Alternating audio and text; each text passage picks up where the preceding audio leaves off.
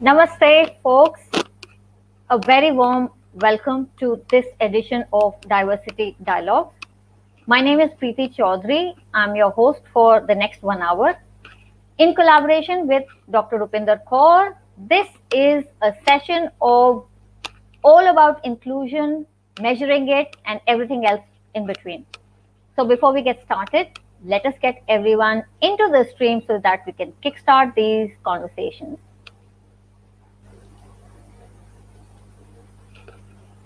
Once again, namaste and a warm welcome to this edition of Diversity Dialogue powered by StreamYard in collaboration with Dr. Rupinder Kaur. This is your host and moderator Preeti Chaudhary saying namaste once again. With us here today are two stellar people who have done eons of work onto diversity, equity, and inclusion, and who have very strong views and frameworks and ways and means of making a positive impact. Let's put our hands together and welcome Sumeddha Bakhshi and Samir Nakra. More on them in just a bit, but a quick reminder to the audience, this is a conversation and a dialogue. The comment section is open for your questions, queries, comments. Let's talk to each other, get connected with each other, leave your LinkedIn profile links there. Look up Sumeddha, Rupinder, and Samir on LinkedIn, send them connection requests. Let's get the actual and tangible conversation started that way. So with that, once again, welcome to this edition of Diversity Dialogue. To set the context, let me invite my co-collaborator, Dr. Rupinder Kaur, who will set the things in motion, and then we will take it from there. So thank you very much once again. And Rupinder, the floor is yours. Over to you, my dear friend. Thank you. Thank you. Thank you so much, Preeti, and welcome everyone who's joined us today. It is my proud pleasure and privilege to be hosting this with Preeti today. Diversity is something that has been around. It's done the rounds for quite some time now. And it's a personal passion for me, coming from a very diverse background, having seen how inclusion can really foster the way to not only give you a sense of belonging, chase your own identity, but also pursue success in whatever context you're working in. So I think with that fundamental, ode to inclusion, let me quickly start by saying that I've heard this quote often, defining diversity and inclusion. And what it says is that if diversity is being invited to the party, inclusion is being asked to dance, right? Now, while this definition is memorable, right, it kind of strikes a chord in you. It falls short in telling us really what inclusion looks and feels like. Yeah. And more nuanced descriptions often include elements such as, a sense of belonging, a trust in the company's or leadership's commitment to diversity, and the feeling of being listened to, heard to, respected, and also valued. I also call it psychological safety. All of these elements combined together may give you a sense of what inclusion feels like and it looks like. But frankly speaking, inclusion is not a static feeling, right? It's more dynamic in nature. In fact, it's continuously created, recreated, reinforced, undermined through our everyday interactions, our meetings, our conversations, the practices and policies that we follow in organizations, right? And because it is driven by an endless series of actions, I personally would call it a verb than a noun, which is like in a continuous motion. To give you a quick reference of a little more nuanced understanding of inclusion, how can we really measure it, which is also the topic that we'll be discussing with practitioners in the group here. I want to bring a little bit of research element here. And the reason for bringing that research element is because research helps us identify the root causes of making a meaningful dialogue, right? It brings us evidence to the fore.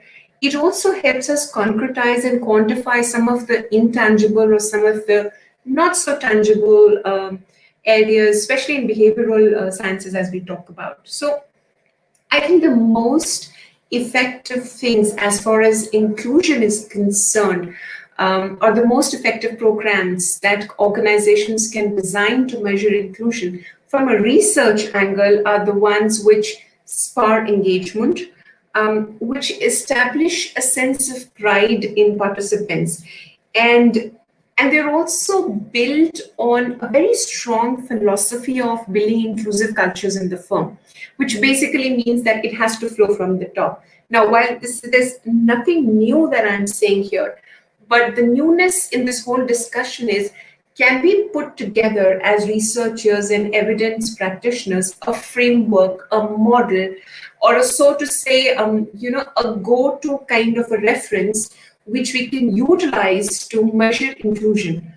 Um, there are multiple researches that have been done. There's a model which has come from BCG. There's another model which I shared in the group today, which is by McKinsey, which measures enterprise perception of inclusion and personal perception of inclusion. Something that has resonated with me as a researcher is something that I want to share with all of you, and it's come through a lot of deep diving into this broad area, which basically needs to focus on three broad questions. The first one of which, as organizational stakeholders to measure inclusion, would be: do people feel heard, belonged, and empowered? Yeah. So belonging and the autonomy in decision making, which you can broadly categorize as maybe psychological safety if you want to.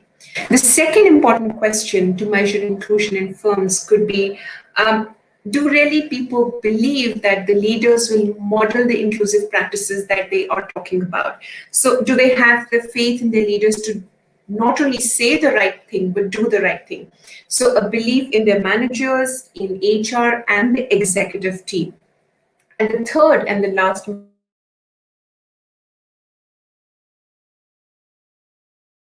in the firm being dealt with. Yeah. Are they being dealt with in a very serious manner? Have people witnessed such incidents of non-inclusiveness? Have people heard about it? And if they have, do they have the autonomy, the freedom, and the courage to really speak about it so that these incidents are not really repeated? So with these three broad questions, I'm going to leave all of you with this thought that, this discussion is the first step in building more inclusive cultures in societies. And I know this dialogue is not only for corporates, because inclusion starts much earlier. I'm sure my panelists are going to bring a lot of very positive thoughts around their own experiences around it. But it's a continuum. It's not a static point in time. So till the time, I think we are okay to accept that the change has started and it will happen incrementally. We are in a very safe space. And with those, thoughts of mine, I'll hand this back over to Preeti to take it to our esteemed panelists. Thank you, my dear friend Rupinder. Absolutely fantastic context setting with a lot of data inputs, as usual, from your research background. So thank you for that. And that sort of brings me to the order of the day, which is, first of all, talking about the topic. And broadly speaking, for the next 60 minutes or so, what we will be trying to attempt to talk in detail is something called measuring inclusion, the hows and the whys. I mean, Rome wasn't built in a day, neither can this topic will be done in 1 hour, but at least it's a start. So towards that, a very quick one-line introduction of the first panelist, that happens to be Samir Nakra. Samir is the founding partner of Helix People Systems. For the past 17 years, he has been involved in people transformation from very many aspects. So I think he is the right person to start this conversation, to set the legends and the history behind it, and then we will move on to the next panelist. So thank you very much. And Jai Hind, Samir, it is over to you, my dear friend. The floor is yours. Thank you. Absolutely. Thank you. Thank you, Preeti. I think it's a privilege to be here with you all, privilege to be here with this audience, and most importantly, a privilege to be talking about such a topic which has such an impact, such a profound impact it can have on us, like Rupinder said, not just as organizations, but as a society. Why is this topic important? In the last 17 years, I've seen that, well, the party has started, Rupinder, like you said. Uh, I think these programs started, at least in my memory, a decade and a half, a little more than that back. And the results are to show in the numbers that we see now. Well, numbers are a little less at the senior management level, and I think that is something that needs to be addressed. Again, going back to Rupinder's point that leadership and culture are intertwined, and somewhere you need greater diversity at the top to change the way we are thinking of our organizations, our values, and the way we are creating and constructing and evolving our organization. So somewhere a lot of work has been done on diversity, but everyone knows that at a senior management level there is still a lot of work to be done. But that really doesn't, and we would have all read research reports, that doesn't really lead to automatic inclusion. And inclusion is about who we are. It is the way we think. It is who we bring to work. It is the way we think. It's our own growing up years and the biases that we grow up with, the biases that we pick up from social media, the biases that we pick up from the narratives of our best friends, which we just absorb unfiltered, which sometimes builds these little walls. So the party started, we've opened the door, we are improving on our ratios, which is absolutely the right thing to do because those ratios help us build a better organization and better society. But have we broken the walls in our minds? And that's an important question because those walls, bring in that real inclusivity, that sense of equality, the sense of transparency, the sense of respect, the sense of you are important to me and I will actually listen to you and your point of view is important to me, irrespective of gender, race, caste, class, etc., etc., etc. Why is it important? Because, well, it impacts certainly strategy. There are reams and reams of reports on that, but it impacts the organizational climate. People come to work for 10 hours, 15 hours, 12 hours in a day. What kind of a climate are we giving them? Are they happy coming to work, or are we just creating stress and more problems as an organization? And then it spills over into the society that we build. And I think that is more important. What kind of a person do I take back with me home? And hence, how do I build that culture? What is the next generation seeing? What are my children seeing? Are they themselves learning better, greater inclusion? So I think the first part is that inclusion is really, it's going to define who we are, the society that we build, and hence the kind of nation, the kind of organizations that we build. Maybe I sound like a patriot, but I am. And hence I think it needs to go to the root and not just stay at a template or a survey or at a data level. The other thing is evaluation. And I think for evaluation, you first need some kind of a goalpost or development. I'm a firm believer that at the highest level, leadership drives culture. They nourish it, they feed it, they trim the plant, they prune the plant. They are the gardeners, it's their responsibility. And how are they trimming, pruning, gardening is extremely important. And some of these words like equality, transparency, fairness, bias actually are very difficult to kind of pin down. And I feel that's what is the responsibility of HR, L&D, OD professionals to get just these very simple but powerful and society-defining, org-defining words into a room with these key leaders who are the architects, who are the gardeners, and reopen them and say, are we really there? Because if we can't look in the mirror, we can talk whatever we want to, and there's no harm in that, because we carry our, in a sense, our sort of personalities into work. But if we don't look at the mirror, we don't really see the truth. So I think a couple of times in a year, it's just to go back into a lab setting, look in the mirror, look at the truth, because the truth helps us build a better organization and a better society. And then comes the whole aspect of evaluation, which I think is a method, it's a process. And within that, we need to see how many layers do we have in the process. If we run a survey with 5,000, 10,000 people, we know the numbers can swing here and there. They'll tell a story, we can form project teams, we can form champions and project groups, go back into the organization, move the needle. But how much has it moved? And has it moved at that level where it needs to move? Because that's where the mirror sits. And the mirror is not visible at 30,000 feet. You need to go really deep down, put your ear to the ground in a way which is non-threatening, in a way which is accessible, in a way which is respecting, and say, I look at this data for the last 2 to 3 years, and when I slice and dice it, within the ratios, I see that this group always seems to sit outside the data set. Somewhere you're outside the group, you're not included. Something, you seem to be missing some bus somewhere.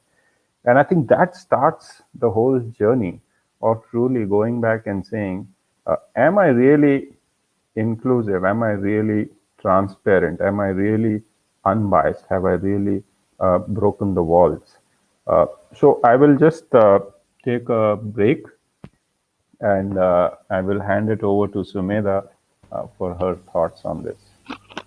Thank you, Samir, for that. And excellent. The points that stand out to me as a person are looking inwards to establish who we are in the first place, and then what are we taking to work, and after those 8, 9, 10 hours, what or who rather are we taking back home.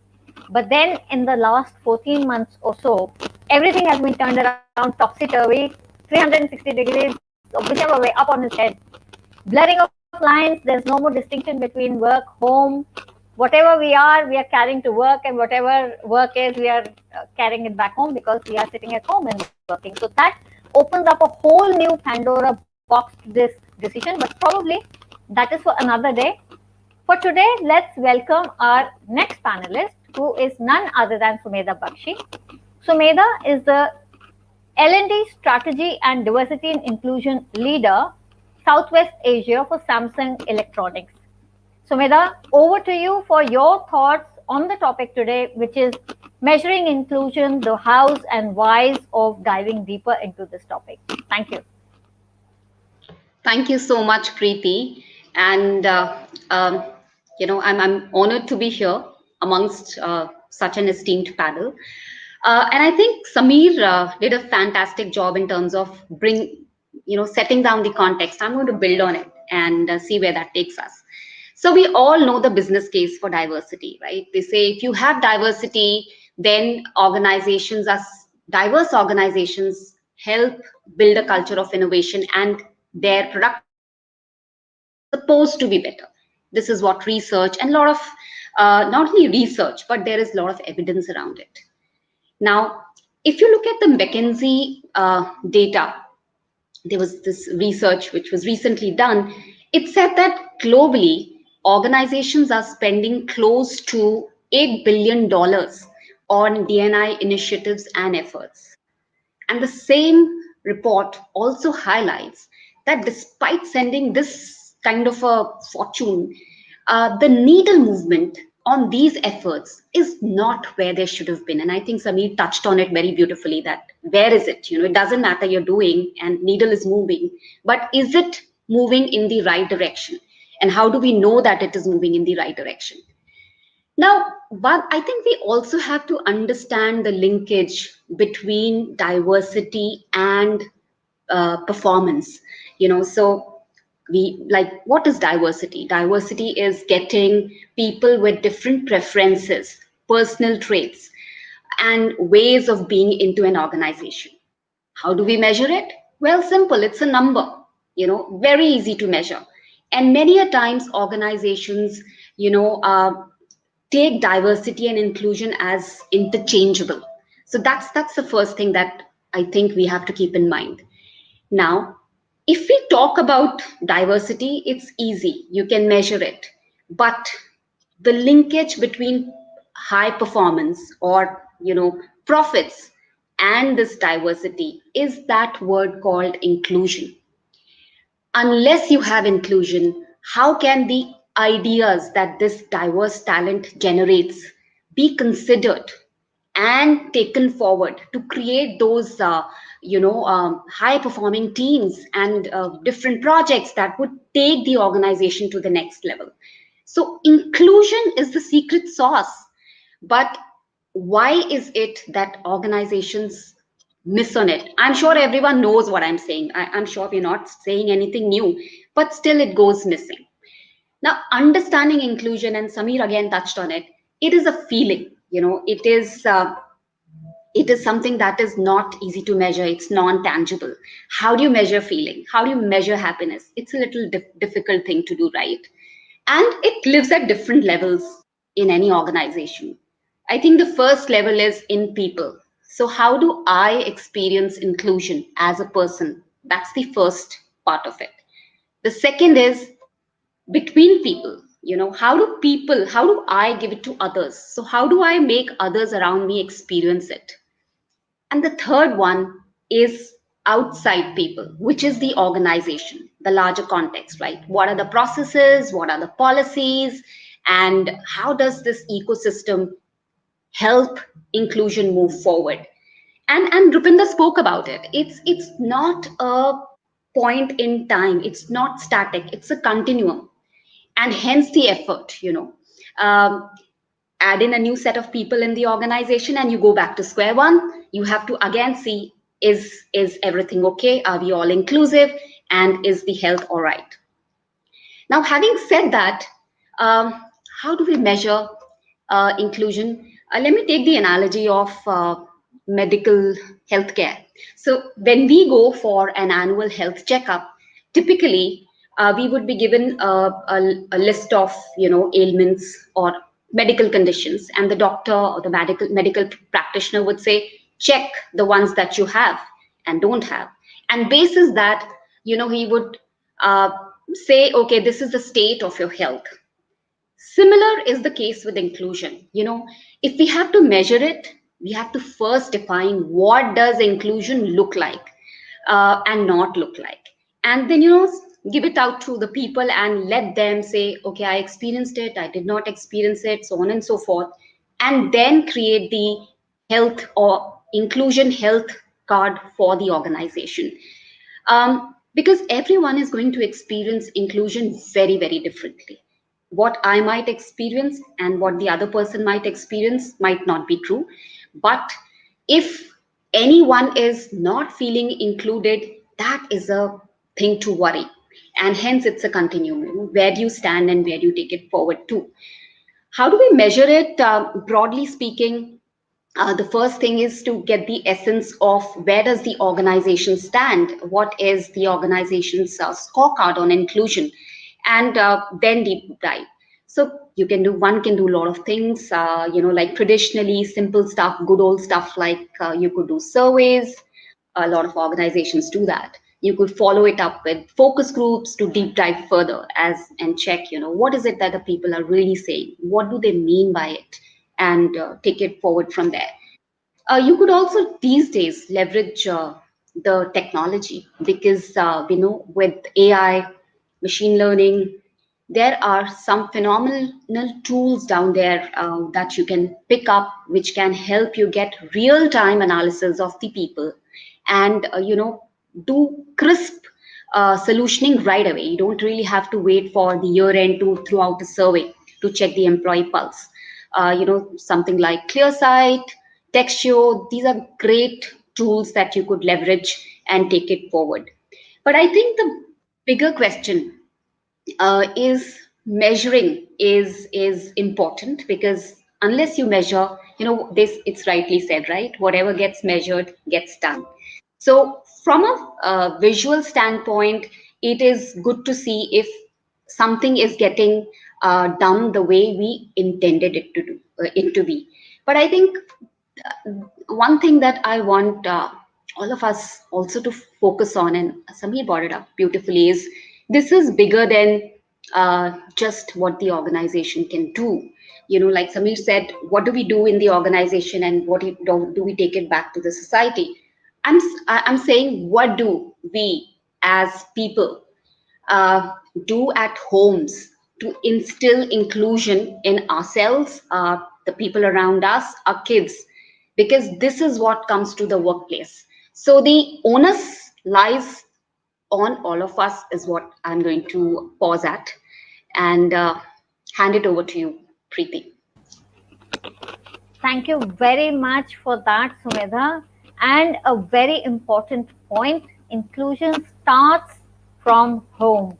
So essentially, the values that we are brought up with get translated into workplace inclusion, further get translated rather into societal inclusion. So that is my very important takeaway from that.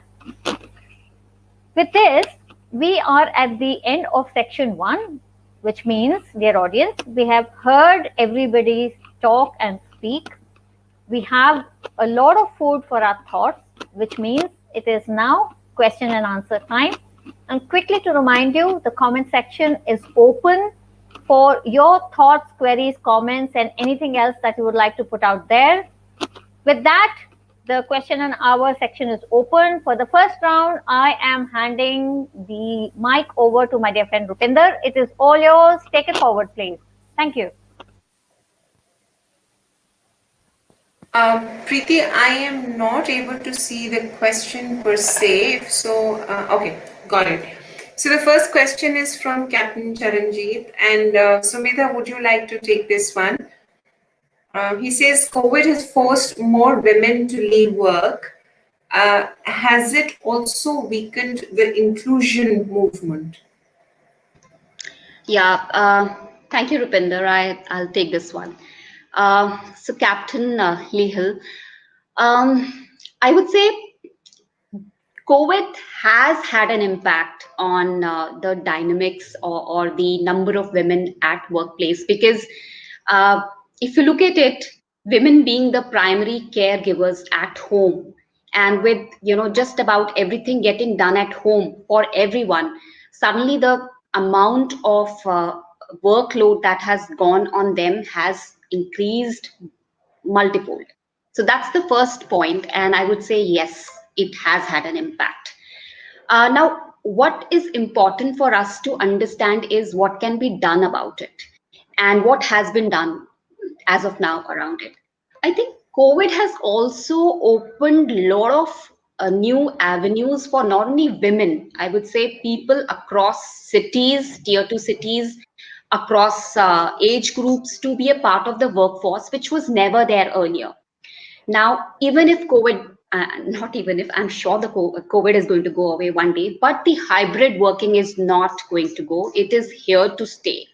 And what has this done? This has given an opportunity to people, across cities to be a part of the workforce. Coming back to women, can women be a part of workforce given the fact that, they have a situation at home, maybe more workload that is preventing them? I would say absolutely. And here again, the onus lies with the women and also the organization and their partners and men in their lives. And quickly touching on it. Now, the organizations can look at enabling flexi work options wherever there aren't, to help women, get that flexibility and help them be still a part of the workforce.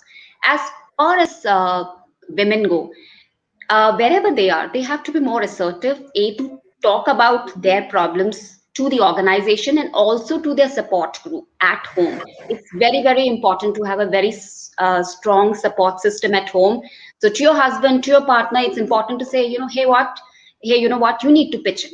Now, there's enough and more data. World Economic Forum data says that, and I'm sorry to bring this up, but I will have to, that Indian men just contribute 16 minutes of in household chores, and women do close to 4 hours a day. Okay. If I go to the West, the numbers are much more balanced.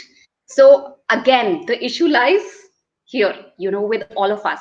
And then I'm going back to to the men. Now, as partners at home, as allies at work, it's important for you to recognize the issue and support. Because if the society has to change, if we're talking inclusion, it is not about empowering women. It is about enabling people around women to handle these empowered women. I hope that answers your question. Yeah, I'm sure it does, because these were very practical points that you brought to the table, and some really very interesting, thought-provoking questions, not only to the men, but probably to the women themselves, right? And maybe it's also time to, to stop really trying to, as women, trying to be the perfect, professional, the perfect person, housemaker at home, and say it's okay for me to be imperfect, but more importantly, I have to bring the whole thing to a full circle when I can give my best at work and I can be my best at home. If it requires asking for help, speaking up, so be it. Yeah, so it's kind of a balance that we need to bring in. Thank you so much, Sumeddha, for answering that question so beautifully. Preeti, over to you for the next question, please. It's right up on the screen for you, Rupinder. Okay, super. Thank you. So the next question is from Nabila Moinuddin, and he is asking, and Samir, would you like to take this, please? That is measuring people's participation in organizational communication / dialogues a good starting point to measure inclusion? Sure. Thank you, Rupinder, and thank you, Nabila, for the question. I have some views on that. I think it's at 2 or 3 levels. One is at cultural levels.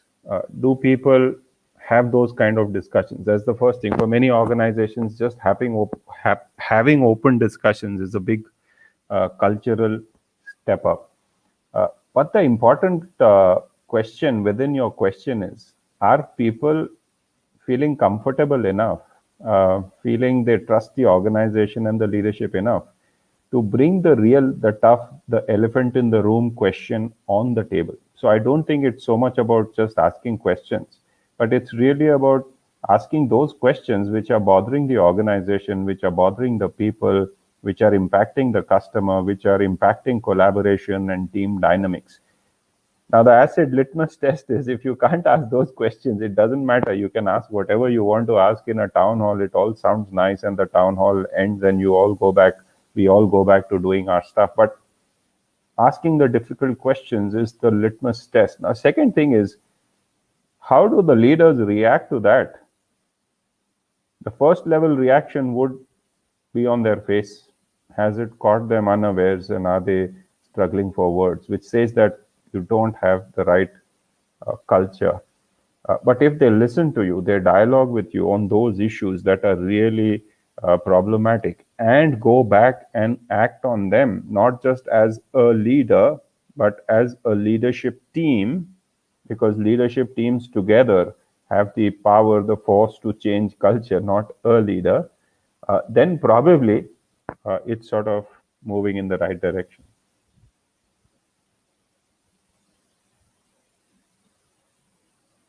Okay, so that's hopefully Moinuddin got his answer. That was a pretty comprehensive yet a very incisive, deep diving into how can you and where can you really get started. And as Samir rightly said, it always starts at the top, and culture is something which invariably has to be modeled, visioned, and lived day in and day out by the senior leadership. So thanks, Samir, for putting things in context. Preeti, back to you on this note. Okay. Thank you so much, Rupinder, and excellent thoughts so far. Excellent questions coming in from the audience. And here is another one. This one is from Aman Zaidi. To both of you, and Sumeddha, I will come to you first, and then I will go to Samir. So Aman says the problem with bringing up inclusive kids is that they are seen as having different attitudes from the majority, and they end up being excluded. So what are your thoughts on that, Sumeddha? Over to you. Thank you. I think that's an excellent question that Aman has brought up, and there are no two ways of denying it. So if the majority is being raised a certain way, and you tell your kids that, okay, you tell them that this is what needs to be done, and then they grow up seemingly different. What do they do?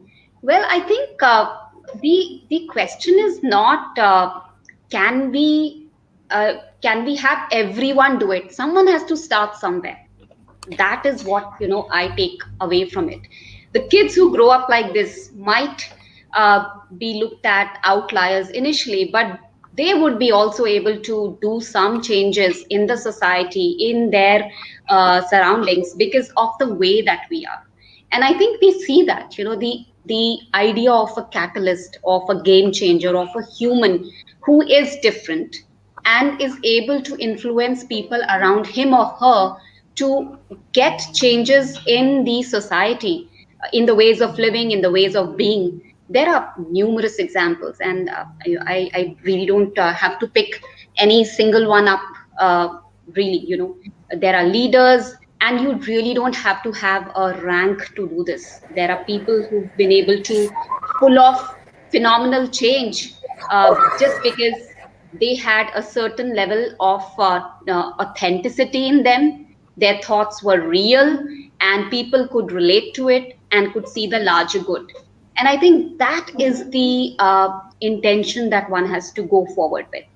And I seriously and sincerely believe, if you have the right intent at your heart, and you are committed to your cause, certainly, maybe it would be slow in the beginning, but certainly you would be able to communicate what is the goal. And these kids also, even if they are raised differently and they stand out initially, would be able to create many of their own types, in the society. Thank you for that, Sumeddha. And I think, Samir, it is your turn. Once again, a quick reminder of the question. Here it is onto your screen. Sure. The problem with bringing up Sure. inclusive kids is that they are seen as having different attitudes from the and then they get excluded. So over to you, Samir. Thank you. Sure. Thank you, Preeti, and thank you, Aman, for that question. It's a pretty deep existential question, and hence I think it's important. Again, goes to the core that we were discussing. The kind of kids we bring up is the kind of society we build. So I'll probably answer that in three parts. The first part is that as parents, we are obviously the most caring, the most protective about our kids, and the kinds of filters we wear while bringing up our kids are probably the most intense multi-layered filters, because we don't want them to grow up believing the wrong believing in the wrong principles, the wrong values. Having said that, I think the second part that I wanted to say is values impact us the most deeply when we are viewing it from this lens, because we are ourselves conflicted. Honesty versus fairness, inclusion versus self-centeredness, so on and so forth. And while our heart is in bringing up great citizens, they are our children, and our protective nature probably creates this conflict within us around which are the values that I should really teach my kids.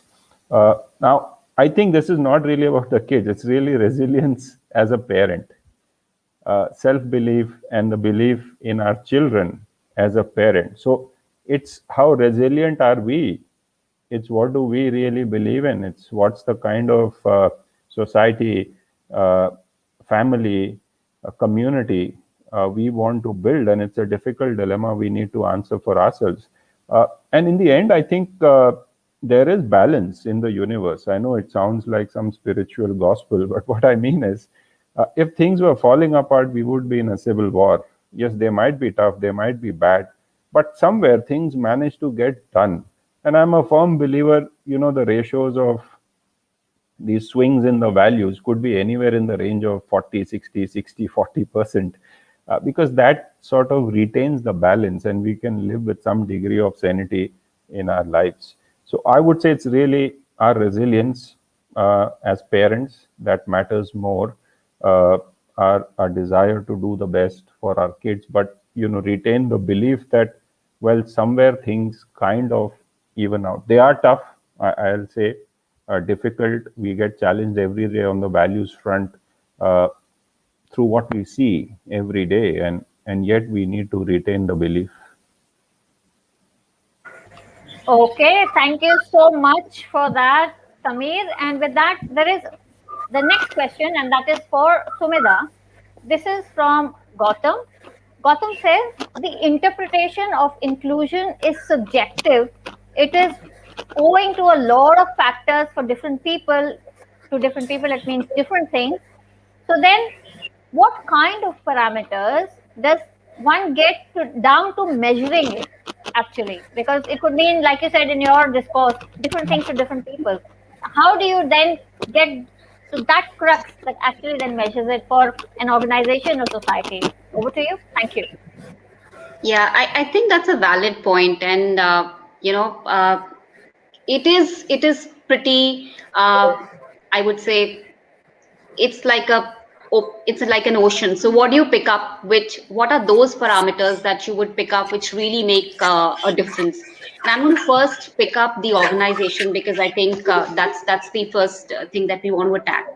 So I think you could categorize, while there are 101 things that you could look at, can we categorize them in themes in terms of what would matter to most people in the organization? That should be the first lens with which one could view how do we measure inclusion. And some of the categories could be things like access and participation. And again, this could be the broad theme, and then you could have bullet points under it in terms of, as an employee, do I feel that I have there is no bias in me getting access to the various forums that are there in the organization, to the leadership, to different to my manager, so on and so forth. The second thing could focus on skills, usage, and assignment. And again, further divide it into things wherein people get to feel valued, and not uh, you know uh, they should not feel that was any bias.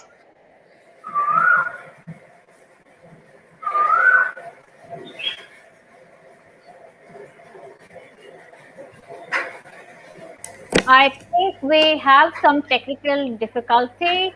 Maybe Samir, if you would like to add to that while Sumeddha comes back online, I Sure. think that will be a good. Yeah, all yours. Go for it. Sure, Thank you. sure. Thank you, Preeti. I'll just build on what Sumeddha has already shared, and I'll wear an organizational hat or a lens for that. I think it's a great question.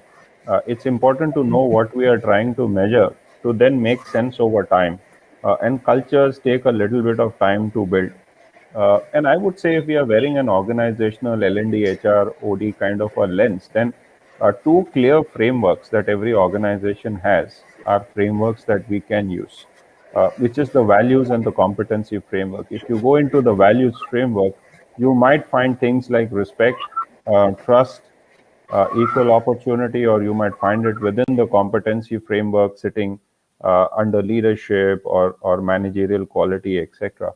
Now, kind of picking that up based on what is the larger narrative of the firm is important. If we can identify 4 to 5 such behaviors that sit within our values framework or within our competency framework, then we know where we are starting from, what is it that we are measuring, and that the fact that it's a part of my organizational design my organizational frameworks. And then comes the whole question of what do my leaders think about this? Because these are nice, big, abstract words sometimes.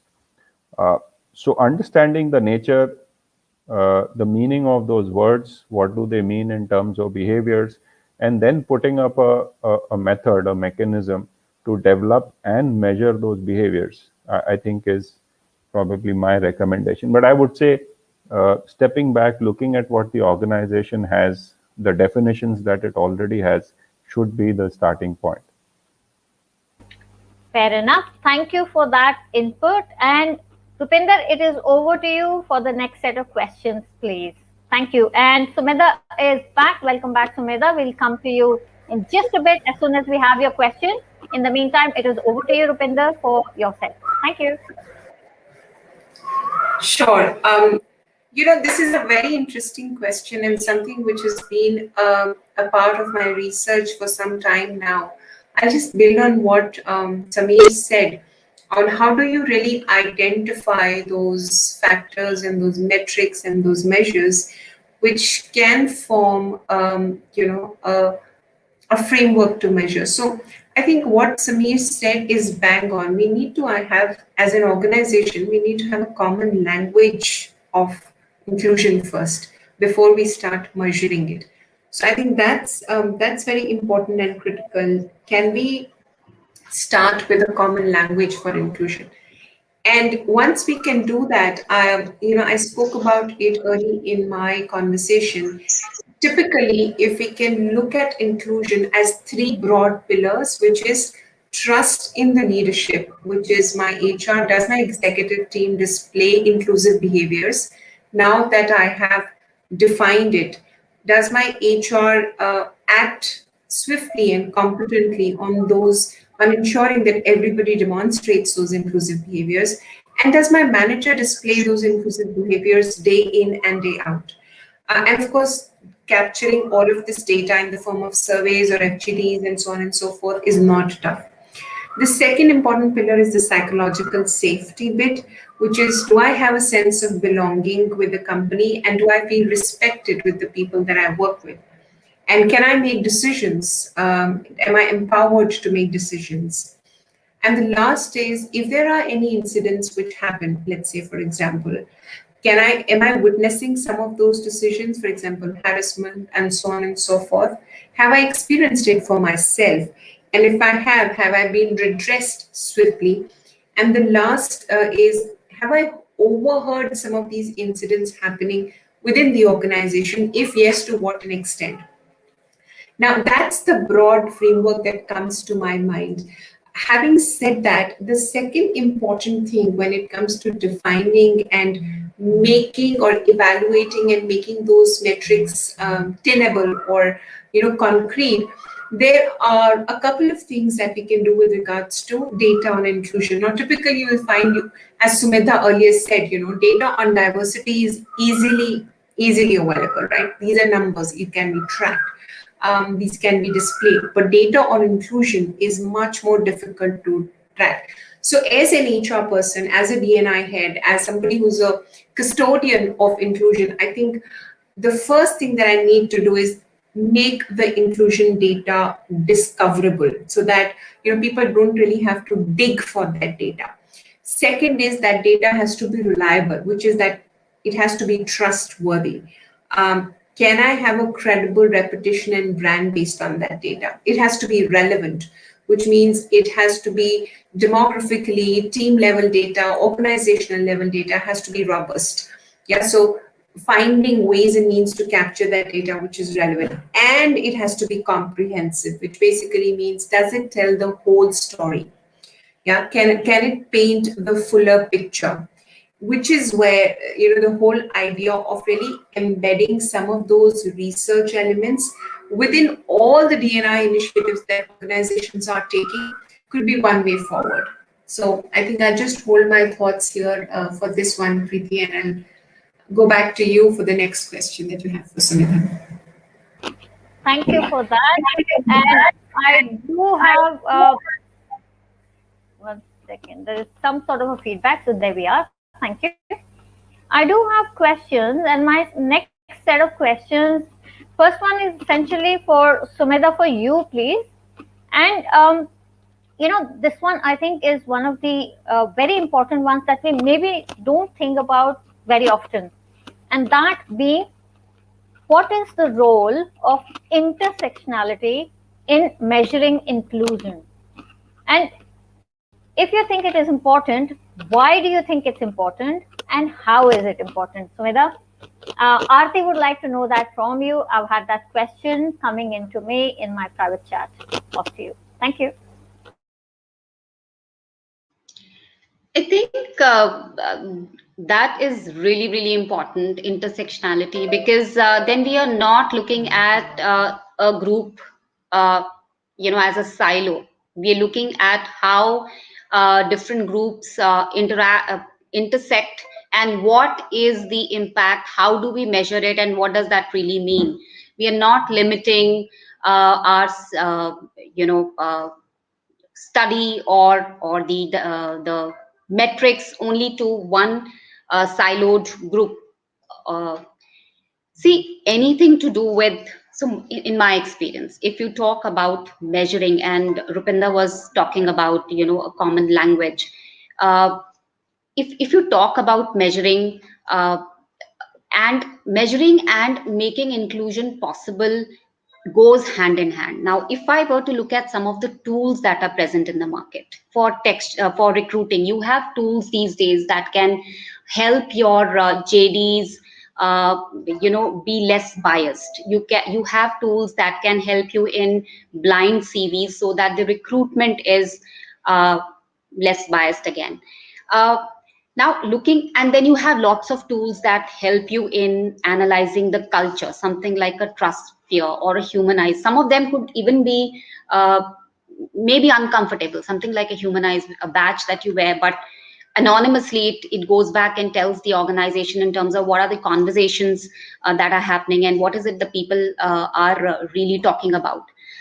So the inputs from this would help the organization look at this bigger data, but analyzing it is the key. And intersectionality is I would say the most important thing when you are looking at how does the entire pie, what does the pudding really look like, when I'm not looking at each ingredient, but I'm looking at what is the impact of each and every element. And even something like an organizational network analysis can help in a big way to measure intersectionality, to understand what are the finer nuances, and see what are the formal and informal networks really talking, where are these power clusters sitting, how are these, I mean, who are really getting included, and do we have smaller clusters of people which are non-inclusive, if, and then further studying what is the dynamics of each of these clusters. So absolutely, I think that is the right approach going forward. Back to you, Preeti. Thank you very much for that, Sumedha. And with that, I have the last question for Samir before Rupinder can sum up the conversation of today. So I know, Samir, you touched the topic a little bit while you were talking on the topic initially, but in bullet points and in a few tangible takeaways, could you please help us understand the process to make workplaces more inclusive that you did touch upon, because you said it is extremely important to make the workplaces inclusive first before we can actually go and measure them. So it's over to you. Please help us understand that. Thank you. I think I've given a lot of feeling kind of answers. This is a good process question. And I think it's good that I can end up with a process kind of an answer. I think it's important. It might sound like a lot of consulting speak, but it's important to understand where we are going to start off with. So have a clear picture with the leadership team, with your board, whoever your governing council is of, depending on the size of the organization. Where do we want to go? What do we want to be? How do we want to be? And discuss that in as much detail as possible. take a sign up on that, make sure that leaders understand and own it clearly. And thereafter, the next steps are, of course, running a culture strategy kind of a workshop or a seminar or whatever you may call it, depending on the number of people, to then start, in a sense, dialoguing around it, co-creating it, building it.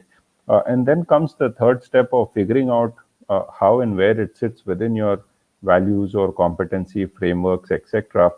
And somewhere over there, all along, you need to be constantly thinking, starting with the end in mind, like they say, how would I evaluate this if it happens? Is there customer metric? Is there employee metric? Is there, are there anonymous surveys? Is it my regular employee engagement survey? So from an evaluation methodology, I should be wearing the evaluation hat first as these conversations are happening. And somewhere I should have a clear line of sight on, if this were to happen, great stuff I heard today, if this were to happen, how would I measure it? And while you're having those discussions, you should be able to stress test the measurement with whether it's the CEO's office or the board or whoever it is. So stress testing that idea of evaluation is important, because it could make them nervous, it could excite them, it could tell them how much work it involves, but that honesty at that point in time is important. So that's what I would say. We're running out of time, so I'll just stop there. Thank you so absolutely, and I'm sure as a platform, LinkedIn is very useful for diving further deeper into any of these conversations that we have had today. So thank you, both of you, for the live question and answer section, which brings me to the next section, which is the summing up before we actually close this conversation for today. So for that, passing on the mic once again to my dear friend Rupinder. The floor is all yours. Help us sum up the entire 60 minutes till now, please. Thank you.